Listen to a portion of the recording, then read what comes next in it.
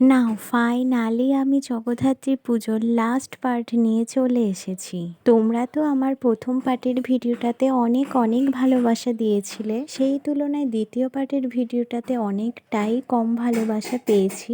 আর এটা হচ্ছে last part, আর এই পার্টটা আমি এই আশাতেই পোস্ট করছি যে তোমাদের থেকে অনেক অনেক ভালোবাসা পাবো। আর হ্যাঁ, প্রথমেই আমি তোমাদেরকে সরি বলে নিচ্ছি, তার কারণ আমার ভয়েসে অনেক নয়েজ পাবে।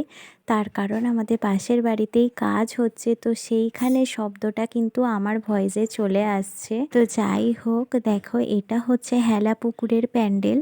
চন্দননগরের জগদ্ধাত্রী পুজো বলতে যেই প্যান্ডেলের কথা সর্বপ্রথম আমাদের সকলের মাথায় আসে সেটা হচ্ছে হেলা পুকুর। প্রত্যেক বছর হেলা পুকুরের মাকে সোনার গয়না দিয়ে সাজানো হয়, আর এবছরে কিন্তু পুরোটাই হীরের গয়না দিয়ে মাকে সাজানো হয়েছে। তো সেই জন্য ভিড় কিন্তু সব সময় প্রচুর পরিমাণে ছিল। আর এরপরে আমরা চলে গিয়েছিলাম পালপাড়ার ঠাকুরটা দেখতে। আমাদের সব থেকে বেশি ভিড়ের মধ্যে পড়তে হয়েছে হেলা পুকুর আর পালপাড়া ঠাকুর দেখবার জন্য। এরপর আমরা ওখান থেকে আরো একটা প্যান্ডেল দেখে নিই, আর এই প্যান্ডেলটা কিন্তু পুরোপুরি রাজস্থানী থিমের উপর করা হয়েছে। আর এই প্যান্ডেলের প্রতিমাটা কিন্তু ভীষণ সুন্দর করেছিল, আমার তো খুব ভালো লেগেছে। ঠাকুর দেখেছি, তার মধ্যে কটা মাত্র তোমাদের সাথে শেয়ার করলাম।